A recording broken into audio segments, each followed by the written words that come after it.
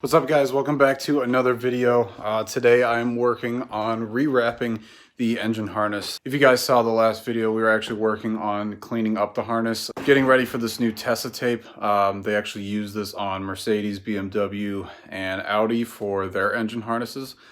So it's super heat resistant. So we'll go downstairs, check out that. Also, I'm gonna start working on body filling some of the parts that need it, such as that hole right down there. It's actually pretty flat right there. It doesn't like go with the roundness of that tub. So we're gonna go through and kind of fill in some small points, maybe a couple along the front brace up here.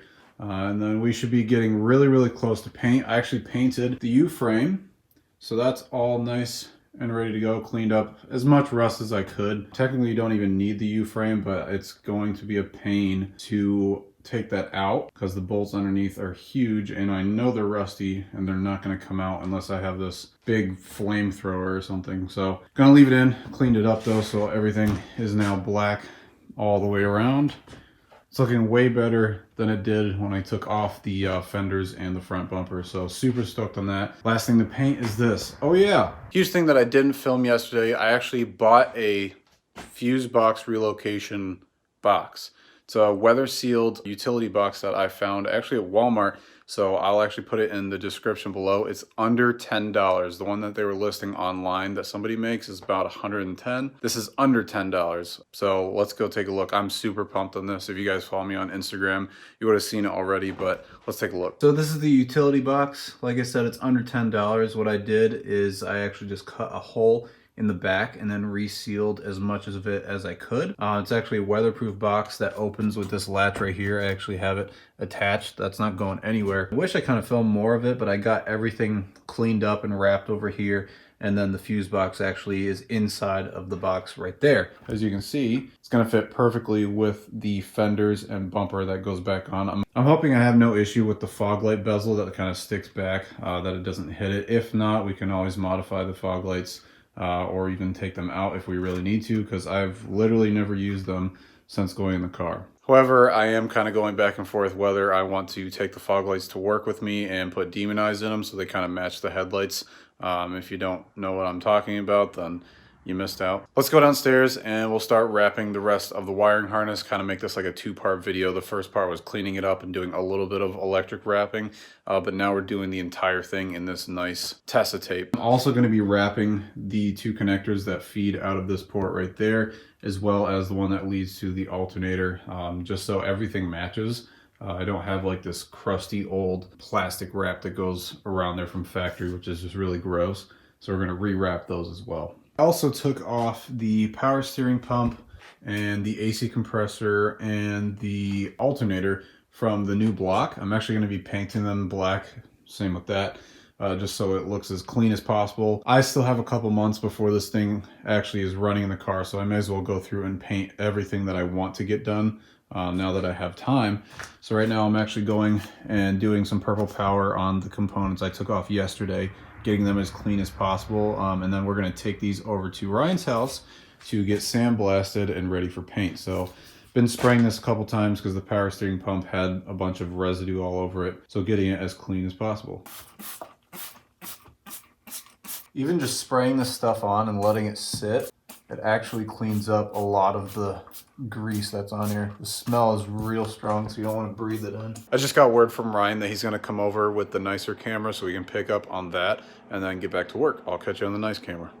Boom, and we're on the good camera. Doesn't this look way better and you can see more? But I have started to tear down the harness here, stripping it of its excess split loom, a bunch of this stuff. I'm not doing 100% of it, I'm probably doing like 90% of it. Some of it I'm leaving, such as right here. I'm just gonna wrap over that, and then I took off all the stuff right there.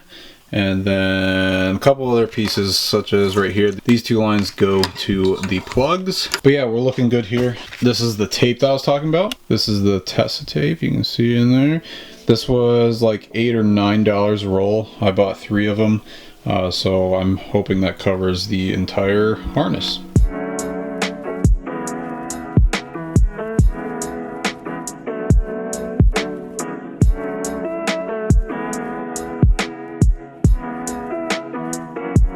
Voila! Much better. What's going on here? This is the last time we ever used a tripod. Actually, I mean, I guess for your video you did, but I don't remember the last time I put a camera on a tripod. And it feels great. Nice tripod action, dude. Yeah. Quick thing, thank you to everyone that's been giving us feedback on the videos. It's been helping out a ton. Obviously, we still have a ton of work left to do on the car.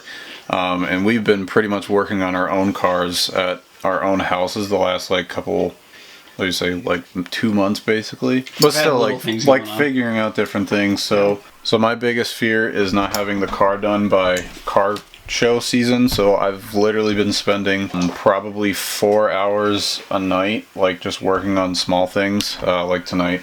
Not that this is a small thing, but like doing the wiring harness. Actually, this weekend I spent like 15 hours of working on the car, just with more small things. But we are super close to getting the paint ready for the engine bay, which is the part that I've really been looking forward to, as well as we started a little bit tearing down the new motor. I don't have much to do on the new motor, and that's why I was super stoked to get that one, is because it's already built. I don't have to take anything apart as far as the block itself, just taking off some components to get painted. But after this, we have to sandblast all the stuff, get ready for paint, and then I also need to work on the intake manifold on the new block, because there is a bypass valve since my car is drive-by-wire, and Jeff's is mine is drive-by-cable, his is drive-by-wire, so the electronic throttle body can control the idle.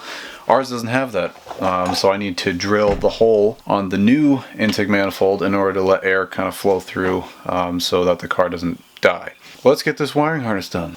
So far, stoked on how it looks. Hey, come here. Hey, come here. Hey, you come here. Get back here. Come here. Get back here. Come here. Come say hi to the boys. Oh. Don't give him that, oh. Rocky. Oh. He's out. What a bad boy.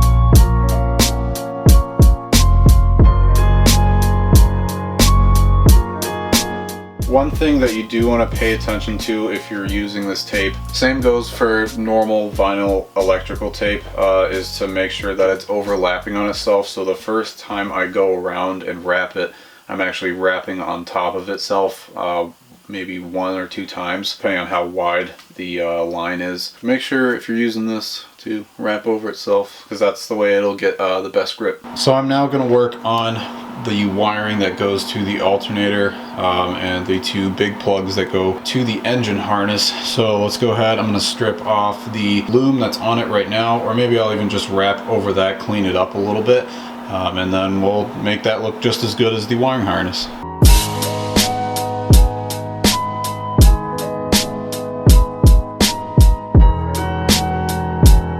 Got these done. They are looking much better. Can't wait to feed it back through. Now onto the longer alternator one. This one's going to be easier though, because it doesn't really have any junctions until you get to the last point right here. So this one will be a little bit easier to do.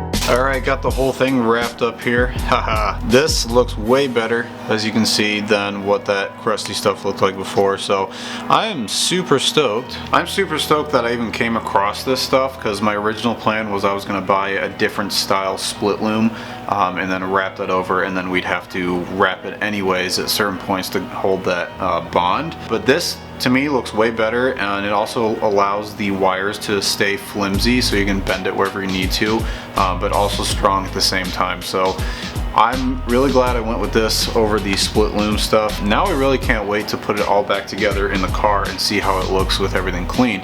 For example, if we look at the new block, all of this wire is still what we just came from.